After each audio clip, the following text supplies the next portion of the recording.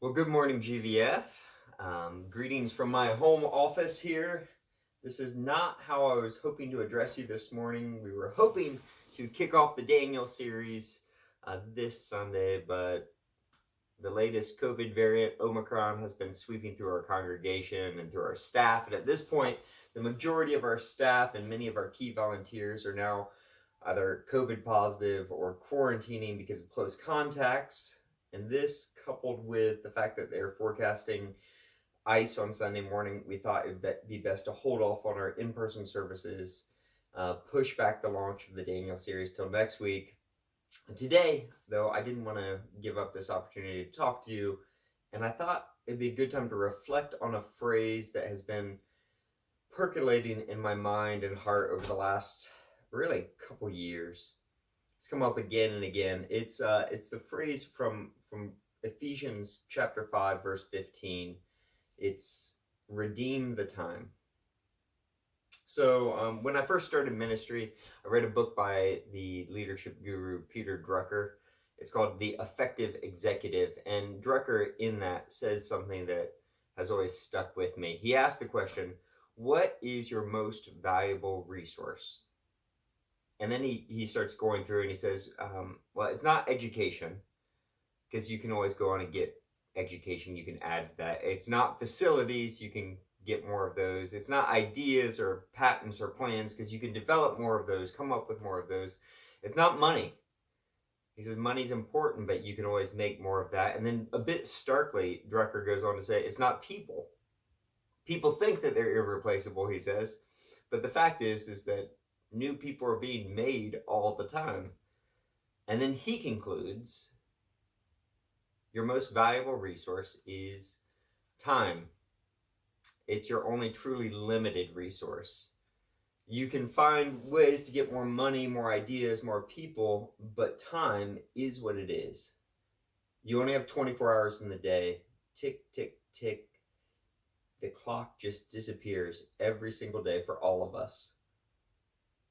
So that phrase, time is your most valuable resource, like I feel that. And I would guess that most of you do too. Like if you're a professional, you know the cost of wasted time. If you're a young parent, you know how precious it is to just get 5 minutes to yourself. If you're single, you know how long an evening at home alone can be. If you're in your second half of life, then you appreciate just how short life is. Time is your most valuable resource, at least according to Peter Drucker.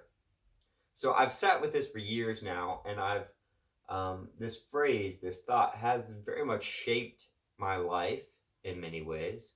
And while I don't at this point deny Peter Drucker's premise, I'm not quite sure that phrase, your time is your most valuable resource, I'm not quite sure that it means what I once thought it means.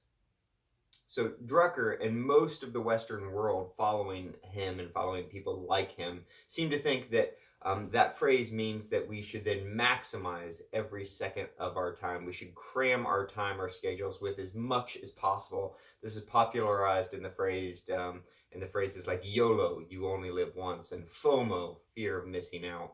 So just last month, I was listening to this CEO, Christ follower, major guy, many of you would have heard of him. And he was talking about how he tries to effectively use every second of his day. In fact, he's hired an executive coach to help him plan out the use of his time. And he said his executive coach went second by second through the day, down to how long it takes him to go to the bathroom and back. And I remember thinking, is that what success looks like? Is like that the good life? Is that the vision of who we should be, that we are so consumed with using every second of our life that we have to time how long it takes us to go to the bathroom and back? Is that what it looks like for us to follow Jesus? So I've tried that, not timing going to the bathroom, but timing my life, trying to pack my life full. And many of you have tried that too. And I've lived enough of this like hurried, overfilled life for years that at this point I can say with some confidence, that is not the way. Like, that doesn't lead to peace, joy, gratitude, delight, empathy, grace, love. It doesn't make me more like Jesus. It doesn't lead us to the life we really want. At this point, I'm not quite sure that I yet have come to the final answer of what does it mean to redeem the time, to make the most of the time of your life, to use this most valuable resource. But I would say at this point in my journey, I've learned to ask better questions. And that's what I want to do this morning. I just want to lead you in asking a few more questions as we explore this question. Like, what does it look like to make the most of this most valuable resource in your life? So our text for today is really, it's going to be a few verses, but I'm going to be focusing on Ephesians chapter 5, verse 15. If you want to join me, look there. So Ephesians is a letter that was written, first century letter written by the Apostle Paul to Ephesus, which is in Asia Minor, modern day Turkey.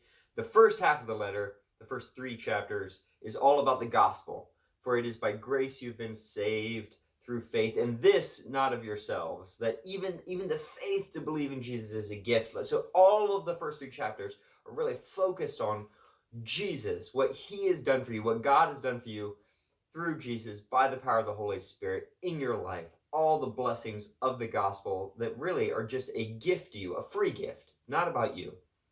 But then the second half of the letter, chapters 4 through 6, are really all about us, about our response to what God has done for us. So chapter 4, verse 1 splits the book of Ephesians like this. It says, therefore, looking back in light of all that Jesus has already done, in view of his goodness, in light of his love for us, in light of his grace, in light of the great mission that he's called us to, in light of all that he's done for us, I urge you to live a life worthy of the calling that you have received.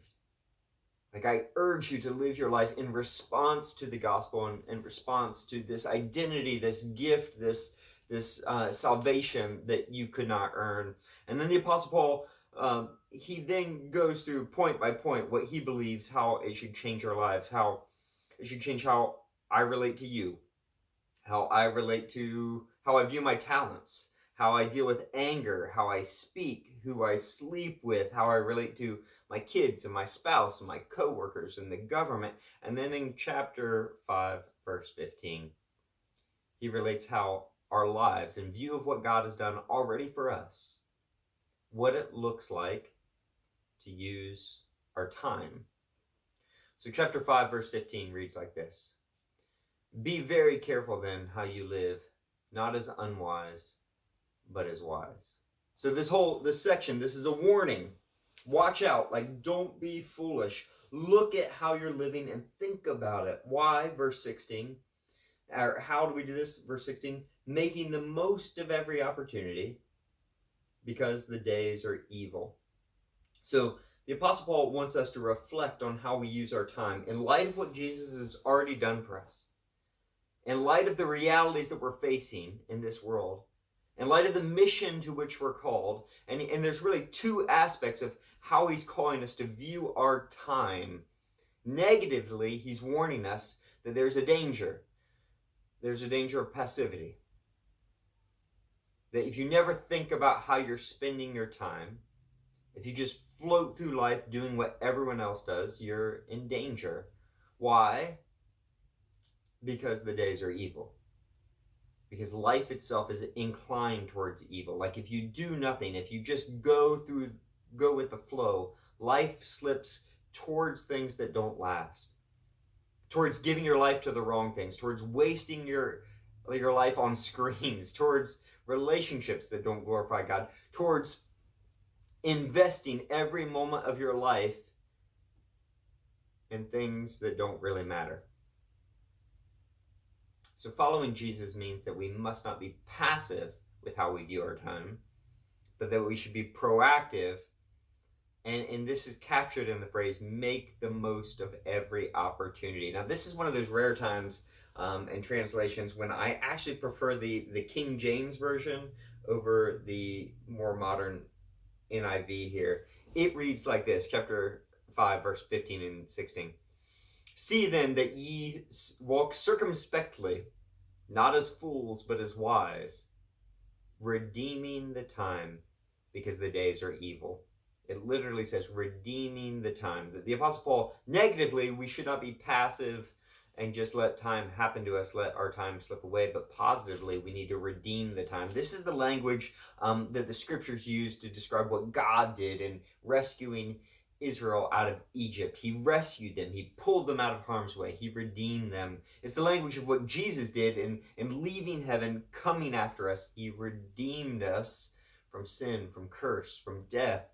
We need to redeem time in that way. We need to rescue it. We need to pull it out of harm's way, the way a parent would pull a child out of the street or a parking lot when a moving car is passing by. That's the vision here. So what does this exactly mean, though? This is where we want to settle. What does this mean? Does it mean that I must schedule every possible moment of my life in the way that Peter Drucker suggests? Now, there's an important nuance in the ancient letter of that the Apostle Paul wrote. They can easily be lost in translation and can easily change the way we read this in 21st century America. So it has to do with the Greek word for time. And some of you have been around GVF long enough to know that this is something that resonates deeply with me. I hope you see it too. So in Greek, there are two basic words for time. The first is chronos. Chronos. It's what we normally think of when we think of time. It's the tick, tick, tick of the clock. It's quantitative. It's the measure in seconds, minutes, hours, years. This is, chronos is the inevitable passing of time, the unstoppable tick, tick, tick of the clock. It's one thing after another. It's the stuff of schedules and due dates and meetings and billable hours. It's where we get our word chronology, like the order of things that things happen. It's also where we get the word chronic, the thing that will not go away and will eventually lead you to death.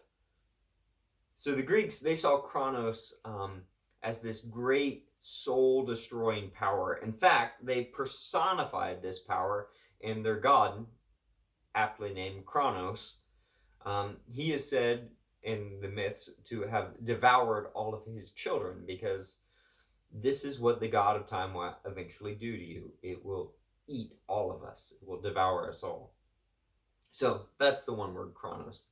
But the other Greek word for time is quite different. We usually say kairos. My Greek friend helpfully corrected me that it's actually kairos.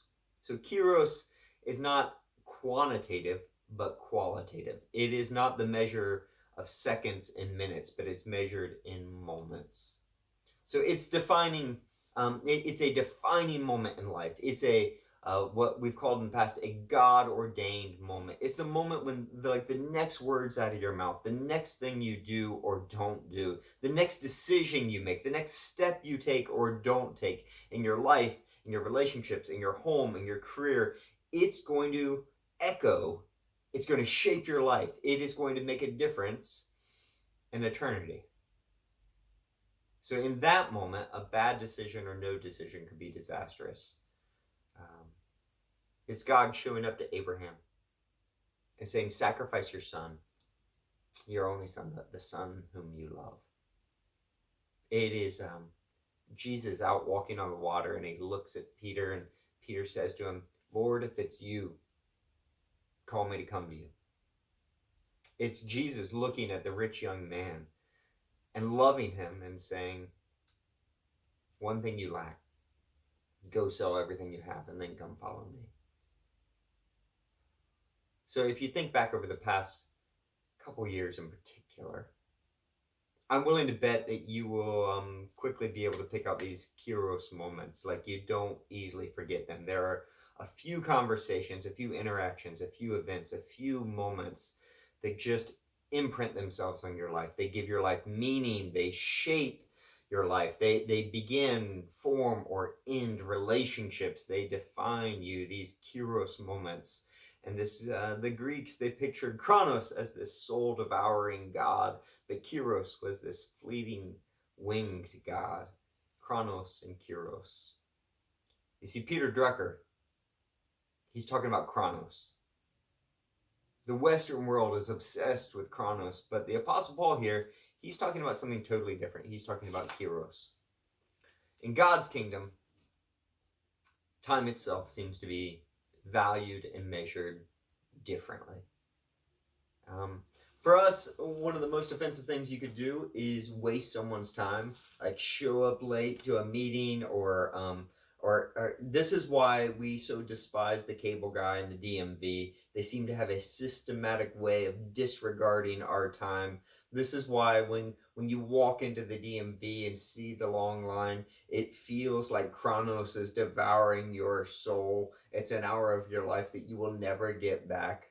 But God seems perfectly happy wasting vast quantities of time. So you look through the history of scriptures and you see Abraham is 75 before God even begins working in his life. Joseph, he sits in prison for years. Moses, God lets him spend 40 years as a nomadic shepherd, just wandering around, taking care of some sheep. Jesus lives as an obscure son of a carpenter for 30 years before he ever goes public. The Apostle Paul spends years of his life in prison.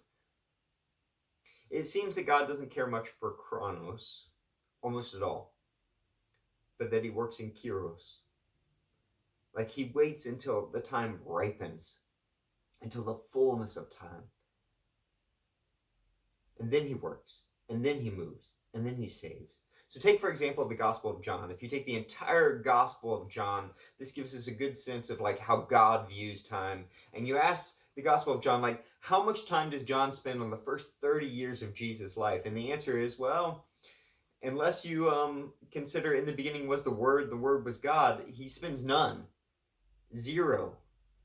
But how much of the book does he spend on Jesus' like teaching ministry? And there's 3 years where his teachings and his ministries and all the stuff he did, and the answer is about half of the gospel is focused on those 3 years. And then the question then comes in, well, what does he do with the other half? If he doesn't spend any time on the first 30 years, half of the gospel is on 3 years, what's the other half? And the answer is 1 week. John devotes half of his gospel to 1 week of Jesus' life, the week leading up to the crucifixion. Why? Because that's the Kairos moment. That's the moment that matters the most. That's the moment that changed everything. And this is how God seems to treat time. If you think about it, this kind of makes sense. We believe in a God who exists outside of space and time. There is no past, present, future with God. There's always now. And this is simply another way of saying there's no Chronos with God. There's no ticking of the clock. There's no passing of time for him. In eternity, passing of time is meaningless. But how you live in those Kairos moments, that means everything. So what does this mean for us? What does it look like? What does it feel like for us to redeem the time? It seems to have almost nothing to do with packing out our schedules or timing how long it takes to go to the bathroom or bemoaning wasted time. Rather, it seems to have something to do with meeting God in the present, in the pandemic, in the ice storm, and whatever today brings. It seems to have something more to do with surrendering your day rather than achieving or strategizing your day. With surrendering your day, surrendering your schedule, surrendering your plans to the Lord, walking in gratitude and dependence and worship in response to God's love that we cannot earn. It seems to have more to do with opening your eyes to what God is doing right now in your midst and enjoying God, others, his good creation today, no matter what comes. It seems to have more to do with being vigilant to the ways that God's Spirit might be prompting us to speak to a neighbor, to love someone else, to think outside ourselves, to see what he's doing in the world. The Apostle Paul describes redeeming the time in these words in the following verses. He says, be filled with the Spirit, speaking to one another with psalms, hymns, and songs from the Spirit. Sing and make music in your heart to the Lord, always giving thanks to God the Father for everything in the name of our Lord Jesus Christ. submit to one another out of reverence for Christ. That's the way. It's a way of surrender and worship and gratitude and recognizing God's goodness and submitting to one another. It seems to be the very opposite of overscheduling, overpacking your life. It seems to be very, very different than measuring how long it takes you to get to the bathroom and back. And the end result seems to be different too. Just a totally different way of life, a Jesus way of life. So here's the question I want to leave you with this cold winter's morning, when we couldn't meet, when our plans were ruined. What would it look like for you to follow Jesus and how you use your time? What might it look like for you today, this week, to redeem the time? Because the days are evil. I love you, church. And Lord willing, I'll see you next week, and we'll launch Daniel then. Blessings on you.